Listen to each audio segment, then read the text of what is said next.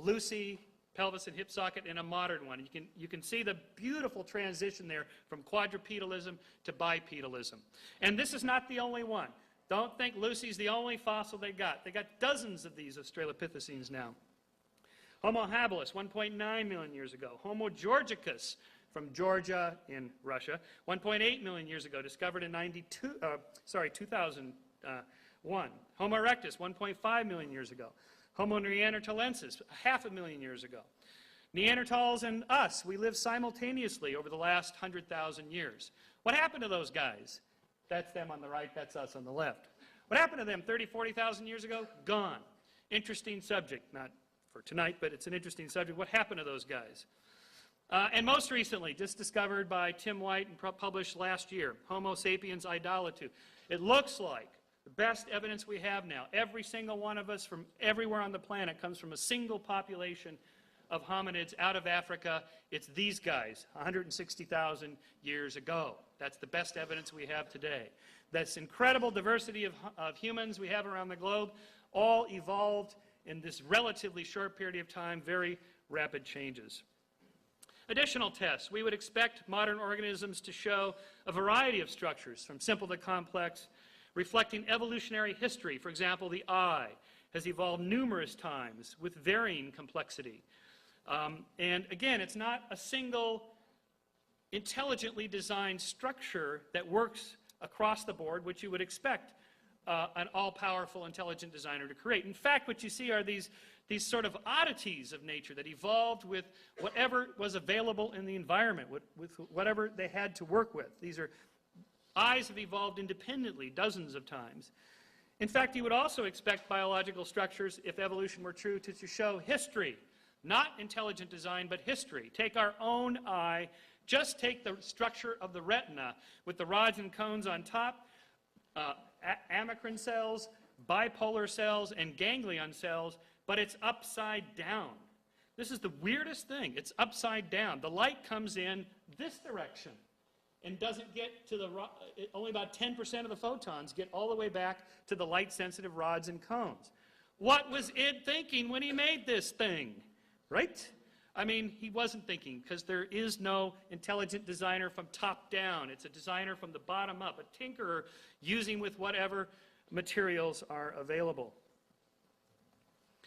We would expect organisms that share most of their DNA to look a lot alike. In fact, they do.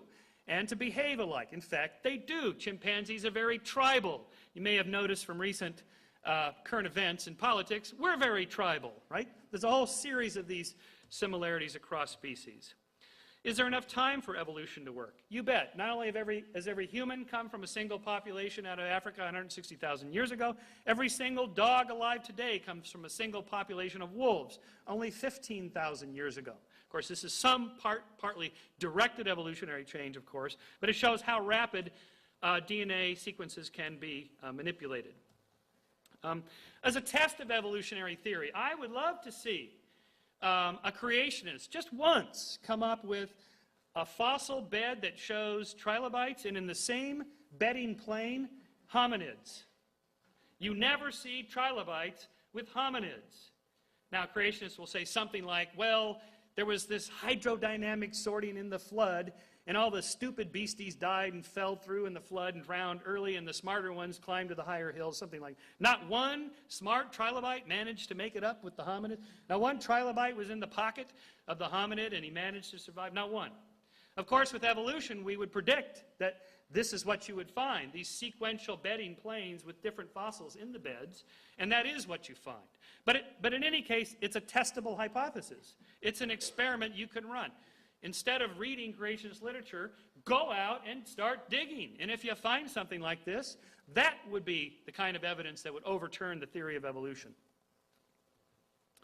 We also see homologies, that is, common anatomical structures due to common ancestry.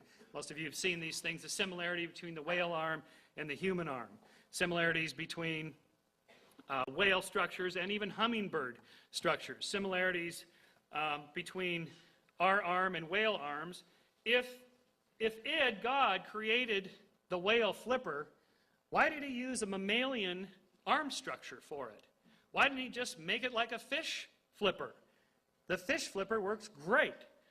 Why have marine mammals swim like this, whereas fish swim like this? Swimming like this is really more efficient. It's a better way. It's the original way.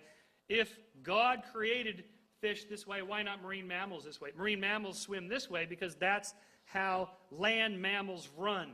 That's how their spines move as they propel themselves forward. Vestigial structures are also very telling. For example, we have discovered now a snake, an ancestral snake here, with hind legs. Why would snakes have hind legs? And why would snakes today, as well as whales, show these vestigial legs? These legs are absolutely worthless today. They don't do anything. Why would an intelligent designer design this really clumsy, unintelligent, historical-looking thing, unless you want to impute to God or to Satan that he's just testing our faith by throwing those things in there to see if that'll confuse you with the facts, okay?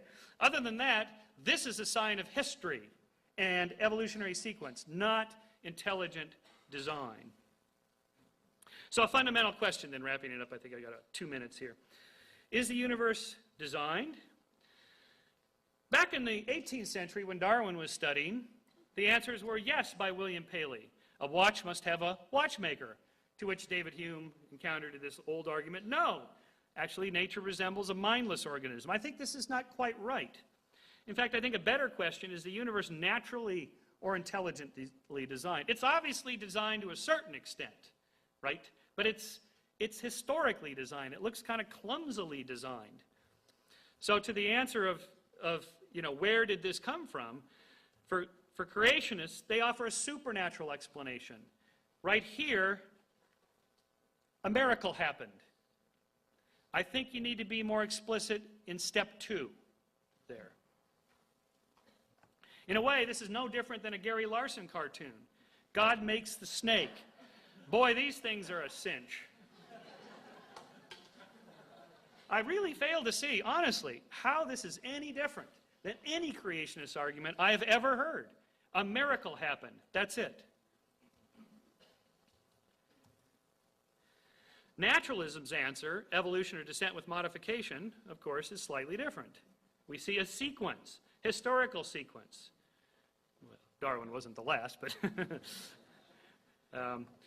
okay, so finally then, how do we get these complex structures out of here? Oh, my time is up. All right. Let me just wrap up here then, just one final comment. If humans were designed by God or intelligent designer, this is what we would look like. Instead, and I'll go through the details of that in a second, instead if humans were designed by evolution, this is what the case would be.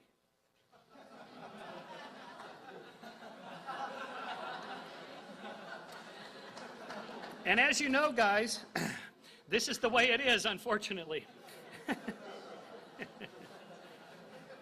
Thank you very much.